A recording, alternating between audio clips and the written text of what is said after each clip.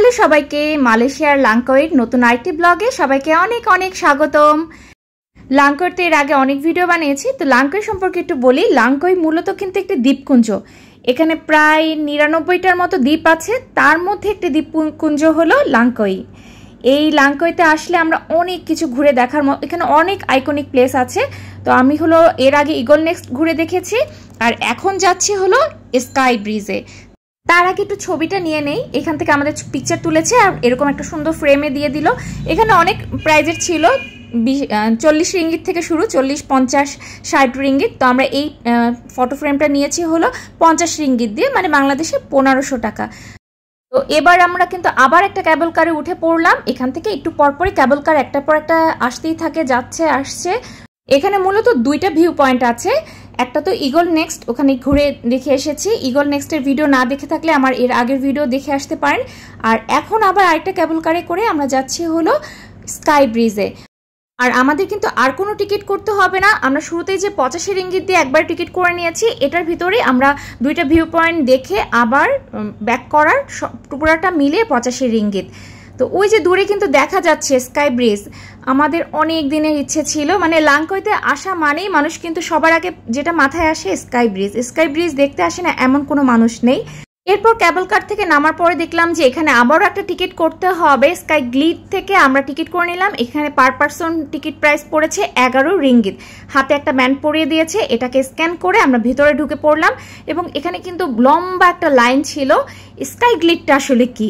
এটা আসলে এরকম একটা, এই যে দেখা যাচ্ছে, এটা একটা ছোট একটা লিফট। এই লিফটে করে স্কাই ব্রিজে নিয়ে যাবে। চাইলে আপনারা পায়ে হেঁটেও যেতে পারেন। ছোট বাবু সাথে থাকলে তাকে কোলে নিয়ে এই যে পথটা অতিক্রম করাটাই খুব মুশকিল। নামাটা হয়তো সহজ হবে, উঠাটা কষ্ট হয়ে যাবে বাবু কোলে নিয়ে। তো ওই যে দূরে কিন্তু দেখা যাচ্ছে ইগল নেক্সট। আর এই যে লাইনটা দেখা যাচ্ছে রেল লাইনের মতো, এই লাইন ধরেই কিন্তু স্কাই গ্লিডটা আসবে এবং নেমে যাবে। ওই যে নিচ থেকে আসছে, ছোট্ট একটা লিফটের সাইজ, লিফটই বলা যায়, উপর থেকে নিচে নামানোর একটি লিফট।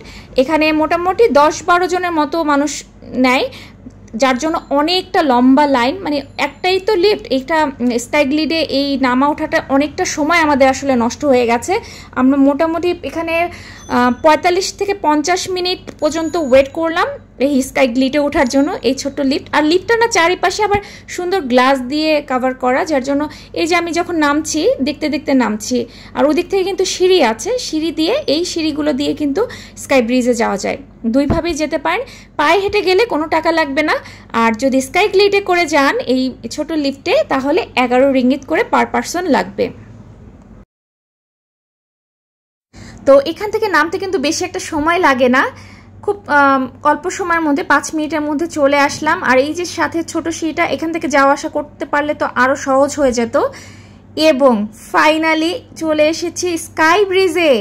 মানে এই স্কাই ব্রিজ দেখার জন্য যে কত অপেক্ষায় ছিলাম। এটি মূলত একটি ঝুলন্ত ব্রিজ, আর এই ঝুলন্ত ব্রিজের দৈর্ঘ্য হলো 125 মিটার। আর এর চারিপাশে দেখেন কত সুন্দর রেইন ফরেস্ট দেখা যাচ্ছে, নিচে হলো সমুদ্র।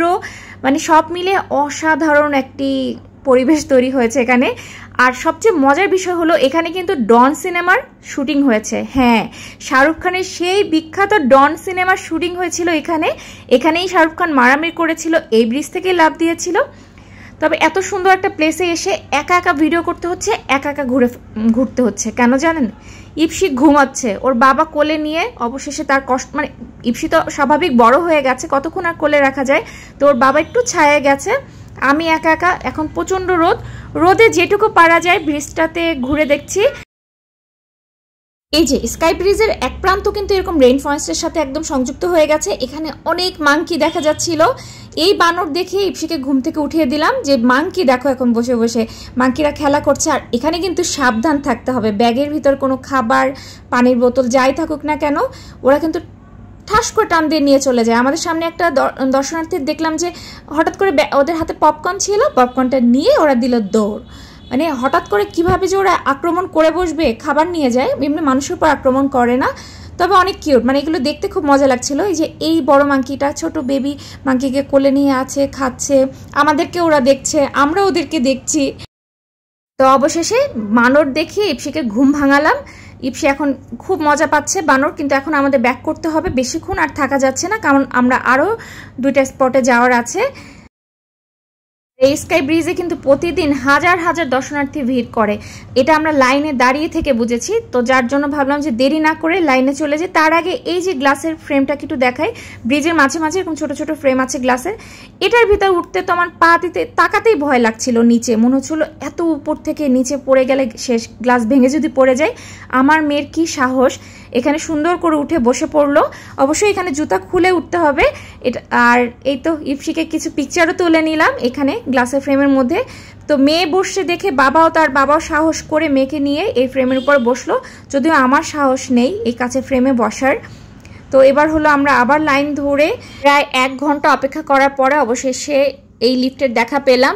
আর এতটা গরম রোদে মানে আমরা পুরো ঝলসে গেছি, প্রচণ্ড গরম ছিল। আর আমাদের টাইমিংটাও খুব মানে ঠিক ছিল না, দুপুর টাইম, এখন ঠিক দুপুর 2টা, যার জন্য প্রচণ্ড রোদ গরম। এখান থেকে কিছু পানি নিয়ে নিলাম। আর এখানে পানির দামটাও দেখলাম বেশি, 5 রিঙ্গিত করেছিল। কোল্ড ড্রিঙ্কসও 5 রিঙ্গিত, পানিও 5 রিঙ্গিত। তো ওই যে সিঁড়ি দিয়ে কিন্তু অনেক মানুষ ওঠানামা করছে। আমাদের সাথে বেবি না থাকলে আমরা সিঁড়িতেই নামা ওঠা করতাম, এতে করে না সময়টা অনেকটা বেঁচে যেত। মানে সিঁড়িতে যারা গিয়েছে, পায়ে হেঁটে গিয়েছে স্কাই ব্রিজে, সময়টা অনেকটা সেফ হতো। 5-10 মিনিটের মতো লাগে, নামার সময় 5 মিনিট, ওঠার সময় তো 10 মিনিটের মতো লাগবে। তো আমরা আবার একটা ক্যাবল কারে কিন্তু উঠে পড়েছি। আর এবার কিন্তু ক্যাবল কারটা ফাঁকাই ছিল, নামার সময়টা অনেকটাই ফাঁকাই দেখলাম। তো আমরা 3 জন একটা ক্যাবল কারে উঠে পড়েছি। আর ইপসি এক সাইডে বসবে, বলছে যে না আমি অনেক সাহসী মেয়ে, আমি একাই এক পাশে বসবো। আমার তো রীতিমতো ভয় লাগে, যে এক একটা গার্ড দিয়ে যখন নিচে নামে মানে আত্মা মনে হয় ধুপধুপ ধুপধুপ করছে, ভয় লাগছে নিচে যখন নামছে। আমিও ভয় পাচ্ছি, আমার হাজব্যান্ডও ভয় পাচ্ছে, কিন্তু মেয়ে খুব মজা পাচ্ছিল। ক্যাবল কারের লাইনটা কিন্তু পৃথিবীর অন্যতম খাড়া ক্যাবল কারের মধ্যে পরিচিত, কারণ এটা হলো 45 ডিগ্রি অ্যাঙ্গেলে উঠছে উপর দিকে, তো একদমই বলা যায় খাড়া। আর ওই যে আমি ওঠার সময় যে ঝর্ণাটাকে দেখেছিলাম, আবার যাওয়ার সময় সেই ঝর্ণা দেখতে দেখতে যাচ্ছি। ওখানটা যাওয়া যায়, তবে অনেকটা কষ্ট, পায়ে হেঁটে যেতে হয়। তো ওই উপর থেকে আমরা এসেছি, এখানে প্রায় 15-20 মিনিটের মতো লাগে। Tata bye bye sky bridge, eagle next. খুবই দারুণ অভিজ্ঞতা নিয়ে গেলাম, তবে ভীষণ গরম না থাকলে আরও ভালো লাগতো।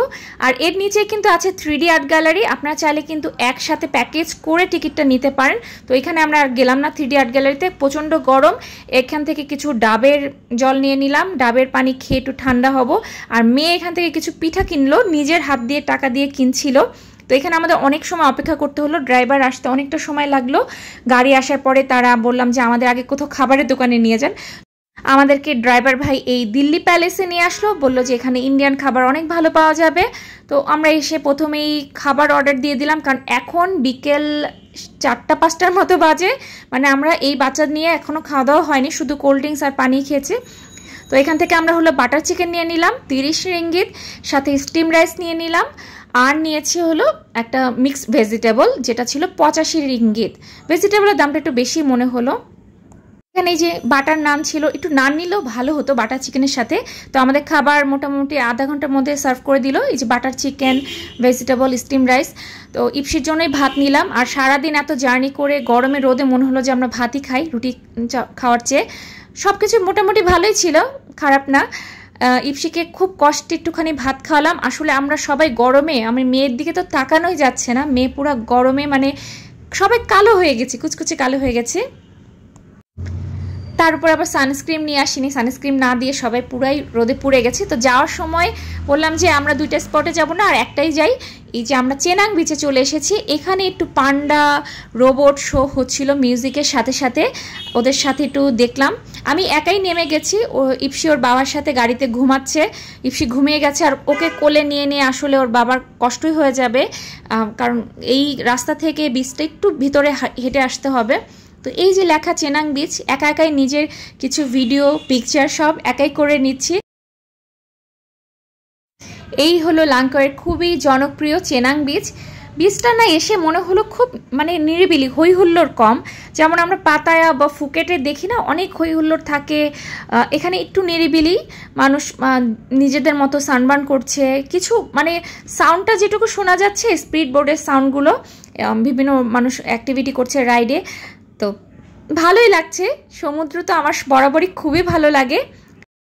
এই যে একদম শান্ত পরিবেশে শান্ত একটি সমুদ্র, হালকা একটু ঢেউ আসছে, তার মধ্যে ভাবলাম যে একটু নাম লিখে যাই। ওর বাবাকে মেয়েকে তো মিস করছে ওরা গাড়িতে, যার জন্য ভাবলাম যে আমি একটু ওদের নাম লিখে যাই সমুদ্রের বুকে। তো প্রথমে লিখে নিলাম জি, তারপর দিব J plus G plus J, সমন্বয় হলো আমাদের ইপসিতার আই। ব্যাস আমার লেখা কমপ্লিট। এবার একটু দেখি সমুদ্রের ঢেউ আমার লেখাটা মুছে যায় কিনা। একটু দাঁড়িয়ে থাকলাম, দেখলাম যে না আসলে লেখাটা মুছে যায় না। আমি অনেকে ভিডিওতে দেখেছি লেখার পরে ওই পর্যন্ত আর ঢেউটা আসে না। তো এই যে সমুদ্রে একটুখানি পা ভিজিয়ে গেলাম, পাও না ঠিক, হাত ভিজিয়ে গেলাম। আর এখানে বাচ্চারা কি সুন্দর খেলছে রোদের ভিতরে বালি নিয়ে। তো এদিকে দেখলাম ওর বাবাও চলে এসেছে, দেখে ও তো চেনাং বিচে আসা হয়নি, মেয়েকে একটু উঠে গেছে তো যার জন্য ও আমাকে একটু ভিডিও করে দিল চেনাং বিচে। আমরা একটু টুকটাক একটু ছবি তুলে নিলাম।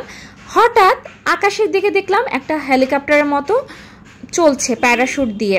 তো জিনিসটা না খুব মজার লাগলো, মানে সুন্দর আকাশে উড়ে বেড়ানো যাচ্ছে, কিন্তু এটা কিন্তু কাভার করে না, মানে আকাশের বাতাসটা লাগবে, এইরকম আকাশের ভিতরে উড়ে যাওয়া যাবে।